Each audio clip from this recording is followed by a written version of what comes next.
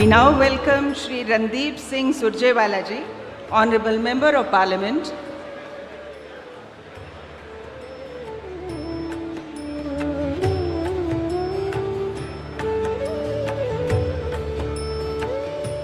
And it is our proud privilege to welcome Shri D.K. Shivkumar ji, who is going to take the oath as the Chief Minister of Karnataka.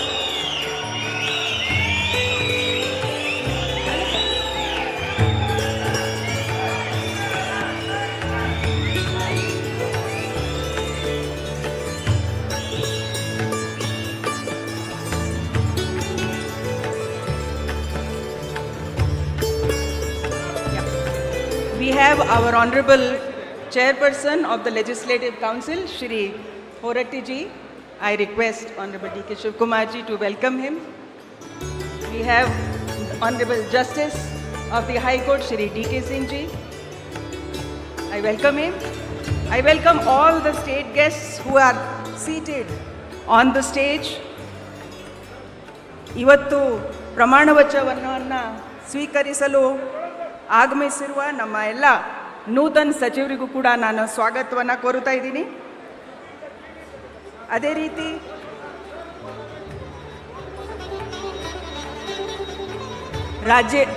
ರಾಜ್ಯದ ಎಲ್ಲ ಮಹಾಜನತೆ, ಶಾಸಕರು, ಮಾನ್ಯ ಸಂಸದರು, ಆಮೇಲೆ ವಿವಿಧ ಧರ್ಮದ ಗುರುಗಳು, ಹಾಗೆ ನಮ್ಮಲ್ಲಿ ಮಾಜಿ ಸಚಿವರು, ಎಲ್ಲ ಕುಟುಂಬದ ಸದಸ್ಯರು, ಮಾಧ್ಯಮದ ಹಾಗೂ ಪತ್ರಿಕೆ ವರ್ಗದ ಎಲ್ಲ ನಮ್ಮ ಸ್ನೇಹಿತರು ಎಲ್ಲರನ್ನ ತುಂಬ ಹೃದಯದ ಸ್ವಾಗತವನ್ನು ಕೋರುತ್ತಾ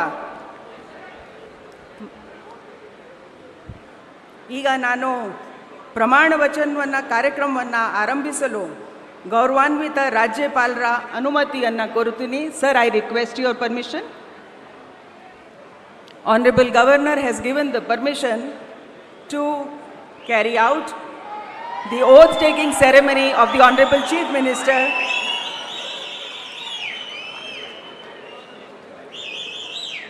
I request Shri D.K. Shivkumar ಅವರು ಮಾನ್ಯ ಮುಖ್ಯಮಂತ್ರಿಗಳಾಗಿ ಅಧಿಕಾರ ಪದ ಹಾಗೂ ಗೌಪ್ಯತಾ ಪ್ರಮಾಣ ವಚನ ಸ್ವೀಕರಿಸಲು ಅವರನ್ನು ಆಹ್ವಾನಿಸುತ್ತೇನೆ.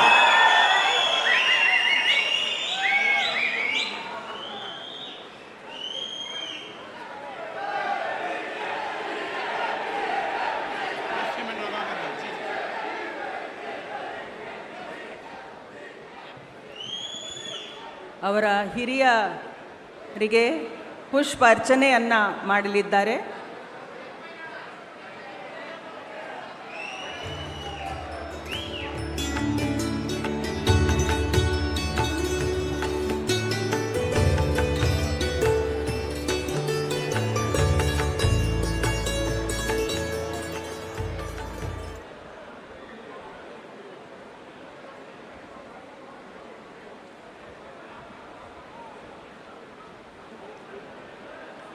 ಮಾನ್ಯ ರಾಜ್ಯಪಾಲರು ಈಗ ಪದವಿಯ ಅಧಿಕಾರ ಪದ ಹಾಗೂ ಗೌಪ್ಯತಾ ಪ್ರಮಾಣ ವಚನವನ್ನು ಬೋಧನೆ ಮಾಡಲಿದ್ದಾರೆ.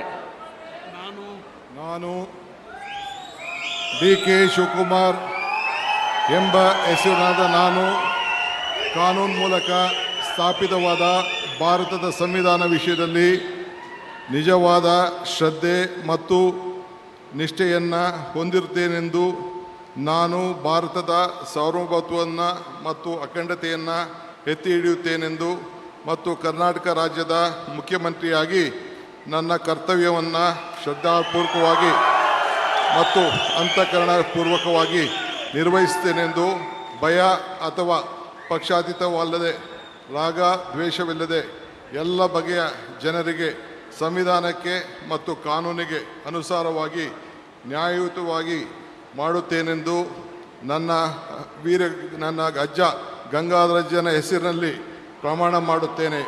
ಶ್ರದ್ಧಾಪೂರ್ವಕವಾಗಿ ಪ್ರತಿಜ್ಞೆಯನ್ನು ಮಾಡುತ್ತೇನೆ. ಮಾನ್ಯ ಮುಖ್ಯಮಂತ್ರಿಗಳು ಈಗ ಪ್ರಮಾಣ ವಚನಕ್ಕೆ ಸಹಿ ಮಾಡಲಿದ್ದಾರೆ.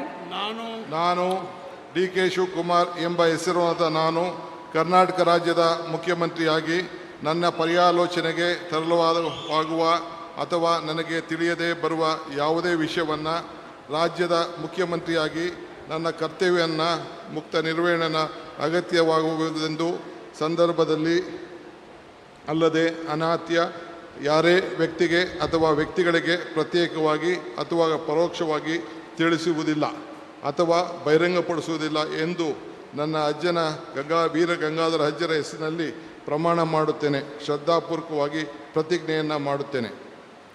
ಧನ್ಯವಾದಗಳು ಸರ್.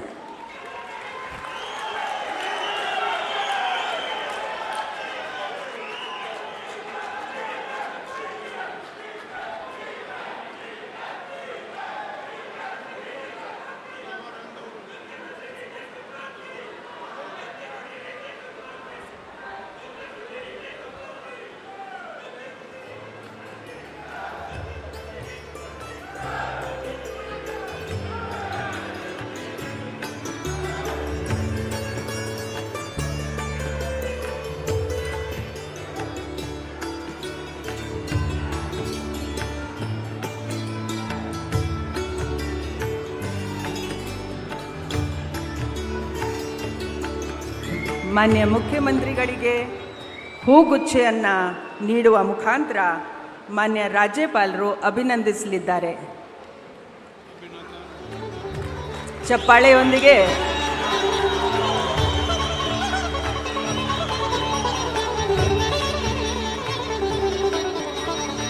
ಈಗ ನಾನು ಡಾಕ್ಟರ್ ಜಿ ಪರಮೇಶ್ವರ್ ಅವರನ್ನು ಉಪಮುಖ್ಯಮಂತ್ರಿಗಳಾಗಿ ಅಧಿಕಾರದ ಹಾಗೂ ಗೌಪ್ಯತಾ ಪ್ರಮಾಣ ವಚನವನ್ನು ಸ್ವೀಕರಿಸಲು ಆಹ್ವಾನಿಸುತ್ತೇನೆ.